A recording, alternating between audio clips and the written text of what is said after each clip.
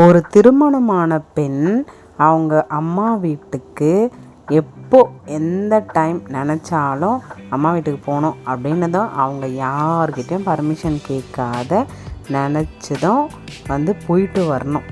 அது மாதிரி இருந்தால் அந்த பெண்ணோட வாழ்க்கை ரொம்ப ரொம்ப சந்தோஷமாக நல்லா இருக்குன்னு அர்த்தம்.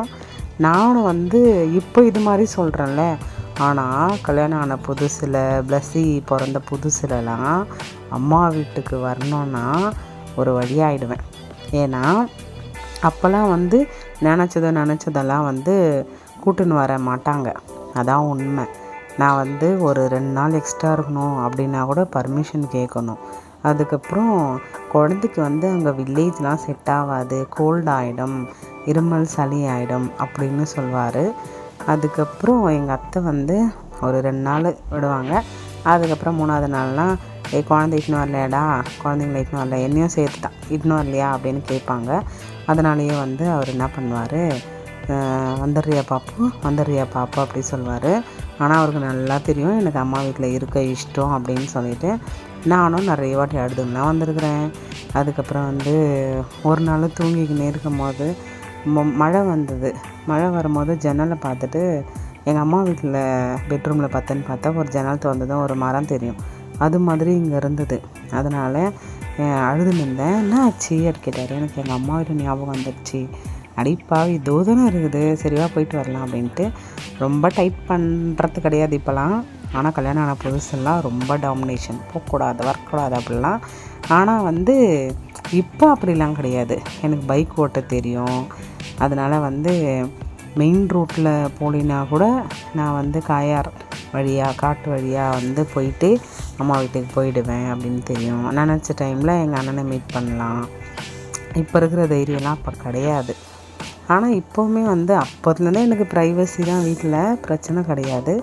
ஆனாலும் அப்போது ரொம்ப அந்த நாட்கள்லாம் நினைக்கும் போது இப்போது என்னடா இது இப்படி இல்லாமல் இருந்தோம் ரொம்ப அப்படின்னு தான் தோணும். இன்றைக்கி திடீர்னு பிளான் பண்ணி போன இடம் தான் எங்கள் அம்மா வீடு. இதுதான் இப்போ ஆல்ட்ரேஷன் ஒர்க் போயின்னு இருக்குது, இன்னும் ஃபினிஷ் ஆகலை. அவங்க இங்கே கிடையாது, பக்கத்தில் வாடகை இருக்கிறாங்க. அதனால் இந்த வீடு இப்படி இருக்குது. யாரும் என்னடா இது வீடு வாசல்லாம் இப்படி இருக்குன்னு நினச்சிக்காதீங்க. ஆனால் இங்கே அடுப்புலாம் சமைக்கிறதுக்கு என்ன அதர்ஸ் எல்லாம் செய்யணும்ல, இது மாதிரி கும்பலாக செஞ்சால் ஜாலியாக இருக்கும். எங்கள் சித்திங்க இவங்க தான் எங்கள் எப்சி சித்தி. அவங்க நைட்டி போட்டிருந்தாங்கல்ல, அவங்க எங்கள் சலோமி சித்தி. அதுக்கப்புறம் எங்கள் சித்திங்கெலாம் ரொம்ப ரொம்ப ரொம்ப ஜாலியான டைப்பு. எங்கள் அம்மா அடிக்கடி ப்ரேயருக்கெலாம் போயிட்டாங்கன்னா நம்ம வீட்டில் எங்கள் சித்திங்கன்னா தான் சமைப்பாங்க. அதில் குறிப்பாக எப்சி சித்தியும் சலோமி சித்தியும் எங்களுக்கு தேவையானது எல்லாமே செஞ்சு வச்சுருவாங்க. நான் கல்யாணம் ஆகிற வரைக்கும் நான் கிச்சனுக்கு போனதே கிடையாது. எனக்கு அடுப்பு எப்படி பற்ற வைக்கணும்னு தெரியாது. அதுக்கப்புறம் இதான் எங்களுடைய வில்லேஜ். My village Ammanambakkam. அம் என்றால் ஓசையம், மனம் என்றால் வாசனை, பாக்கம் என்றால் பூங்காவனம். இது எங்கள் அம்மா எனக்கு சொல்லி கொடுத்தது. இவர் தான் எங்கள் எபி சித்தப்பா. நான் போயிட்டு அம்மா வீட்டில் என்ட்ரி ஆனதும் நாங்கள் சிரிக்கிற சத்தம் எல்லாமே எங்கள் சித்தப்பாவுக்கு கேட்டுரும். உடனே அடுத்த செகண்ட் ஆஜராகிடுவார். இன்றைக்கும் அப்படி தான். வேலையிலேருந்து பாப்பா வந்துக்குதா அப்படி சொல்லிட்டு வந்துட்டார். எங்கள் சித்தப்பா ரொம்ப ரொம்ப நல்ல டைப்பு. அவருக்கு 2 பையன். ஆனால் பெண் குழந்தைகள்னால் அவர் ரொம்ப நல்லா பார்ப்பார். என்னுடைய மகள்களை எல்லாரையுமே காமனாகவே நல்லா பார்ப்பார்.